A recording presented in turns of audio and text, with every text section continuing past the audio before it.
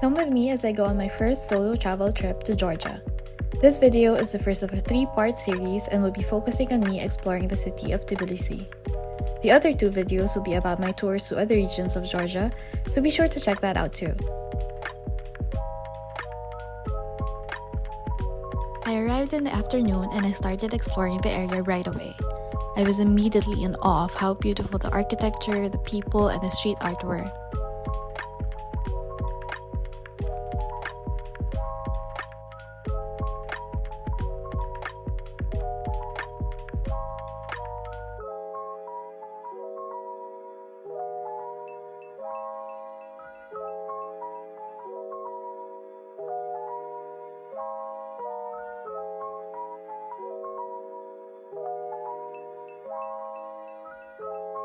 I was hungry after traveling all day, so I headed to Salobie Bia for my first meal in Georgia. Salobie Bia is located in Shota Rustaveli Avenue, which is where Tbilisi's many museums are located, so it's no surprise that the restaurant was also museum-themed.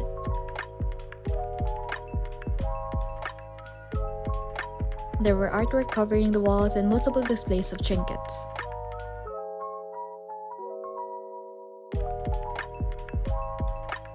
I tried the khinkali, which is a traditional Georgian dish of chopped and minced vegetables, herbs, and nuts. I also had the shmaruli, which is a roast chicken and creamy garlic sauce dish. Both were so delicious, especially paired with freshly baked bread, that I absolutely devoured my meal.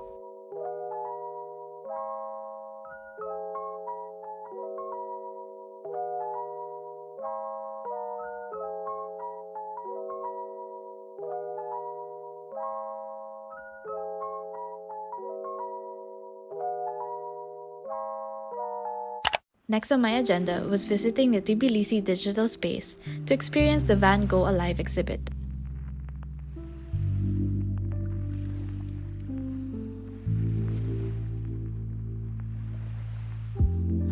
This was such an incredible audiovisual experience that left me absolutely speechless. It was so surreal seeing Van Gogh's artwork come to life and feeling like I was walking through his paintings.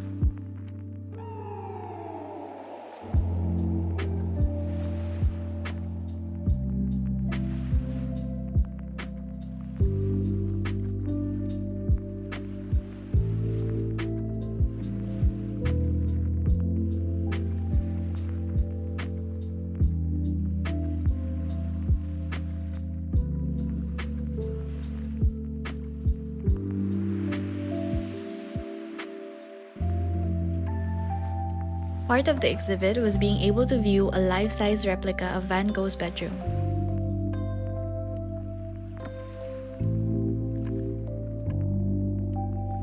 The amount of detail put into this was amazing. This was filmed the next day after my tour, where I had dinner at a restaurant beside my hotel and tried khinkali for the first time, which is the Georgian version of xiaolongbao.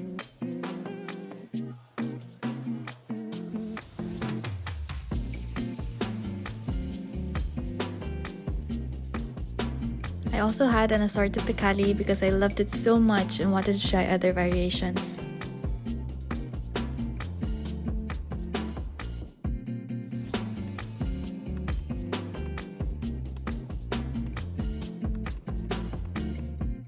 The waitress was so kind and taught me the proper way of eating khinkali, which was to hold it on the tip, turn it upside down, and bite it from the side while slurping the soup.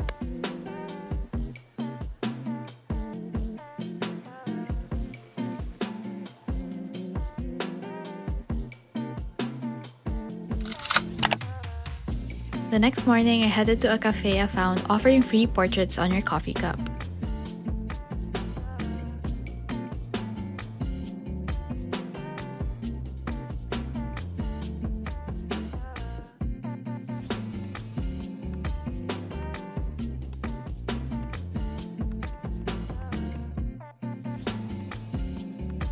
Fortunately, they ask customers if they want their portrait drawn on their actual coffee cup or a separate clean one to take home as a souvenir. The artist was so talented and friendly and took her under 10 minutes per portrait. She asked for my favorite color to use as the background of my portrait and for my name, which she wrote in Georgian letters.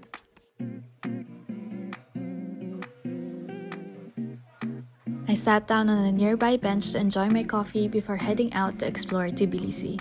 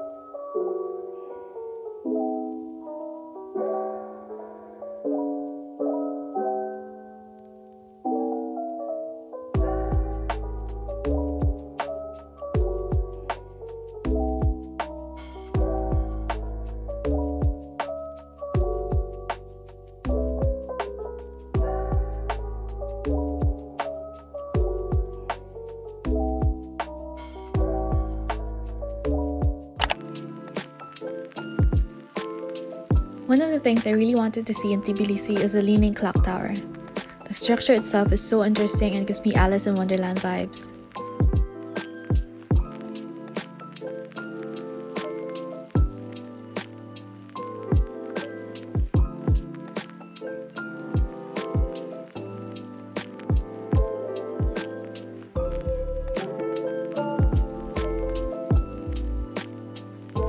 Every hour, an angel emerges from the clock tower to ring the bell.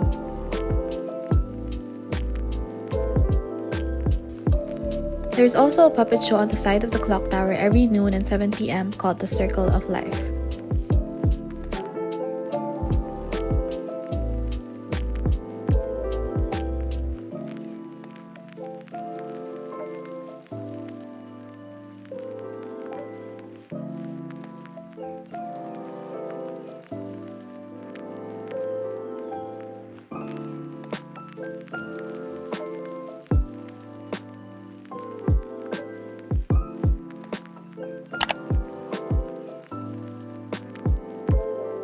For lunch, I found a cute restaurant with a balcony overlooking the narrow streets of Old Town, where I could enjoy a meal and watch people go about their day. I ordered kupati, a Georgian pork sausage that came with a side of mashed potatoes and herbs.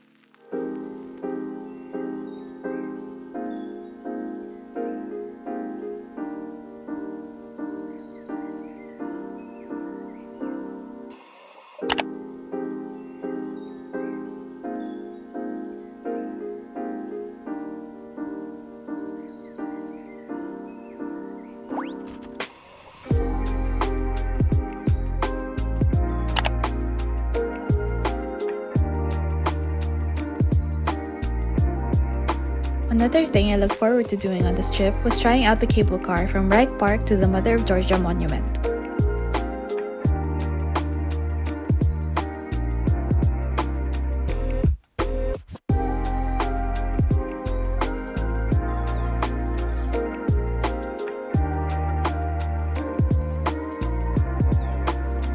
The view going up was incredible.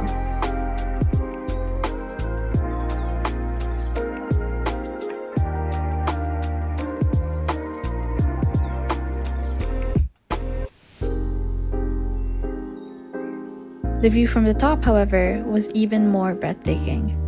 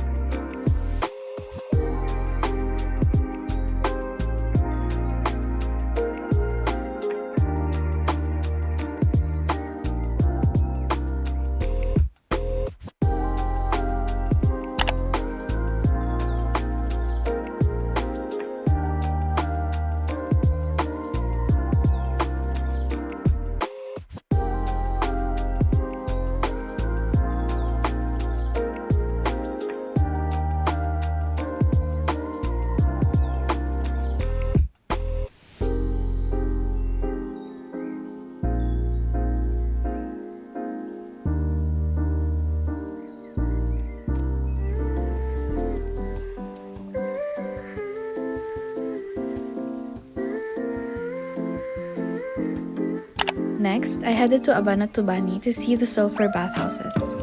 Shireli Abano, which is one of the most popular bathhouses here, looks incredible.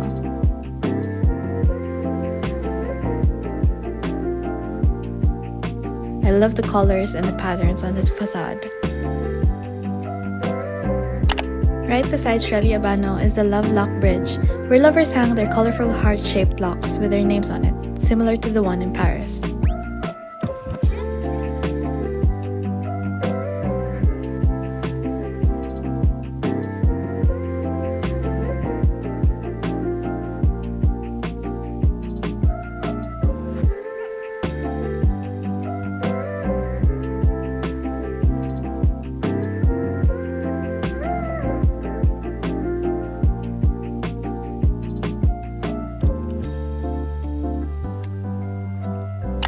Next on my adventure was the Botanical Gardens.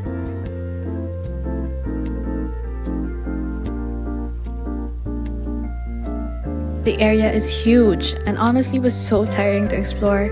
It's a good thing it was so beautiful.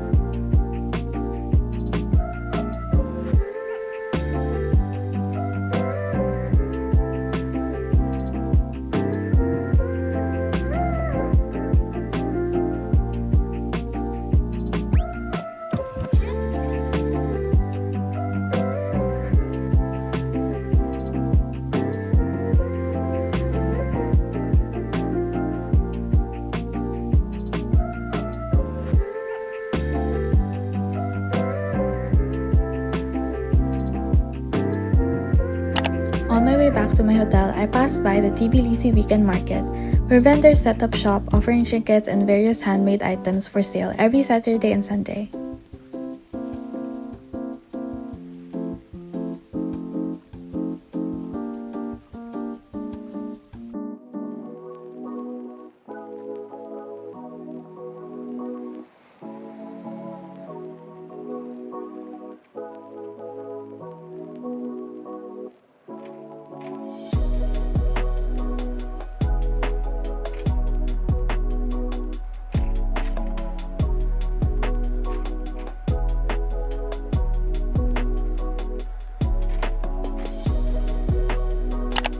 On my last day in Tbilisi, I still had a few places I wanted to visit.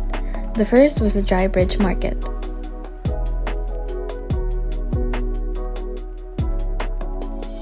One thing I noticed on this trip is that Georgians love their antiques and vintage items, and the Dry Bridge Market was full of them.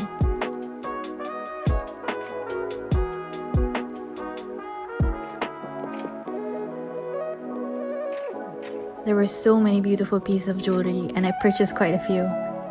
The vendors are also nice and friendly despite not knowing much English, and are open to haggling.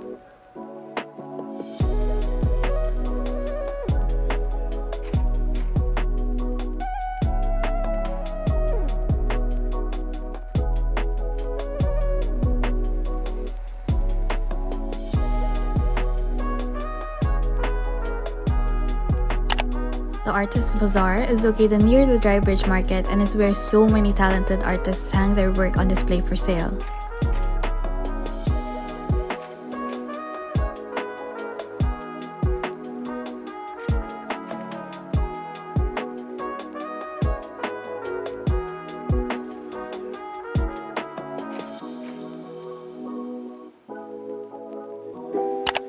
I couldn't leave Tbilisi without checking out Fabrika, the trendiest spot in the city.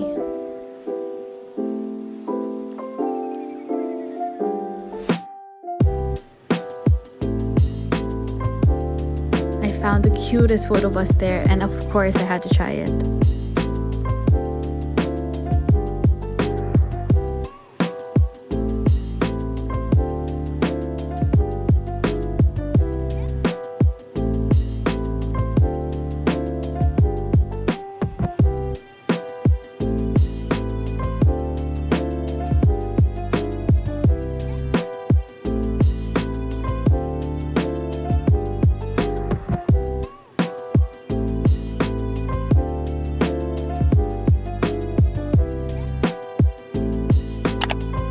I then headed back to Old Town to find the Meidan Bazar.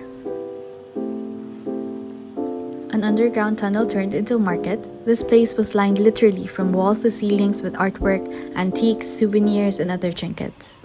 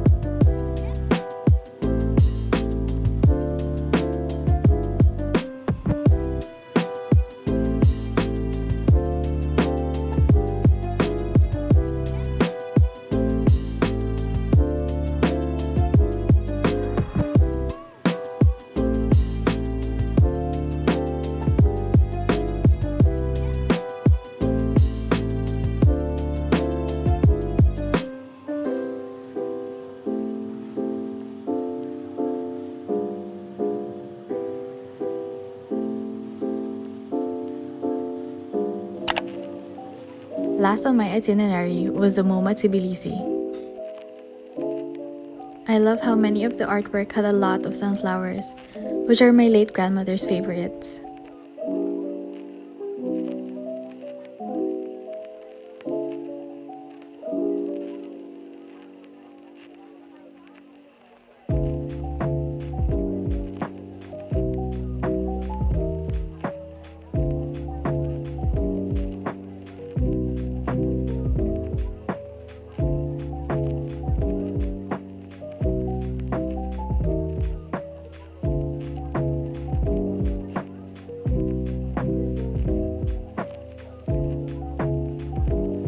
The museum has an outdoor courtyard with a walk-in globe installation called the Apple of Love, which was interesting to say the least.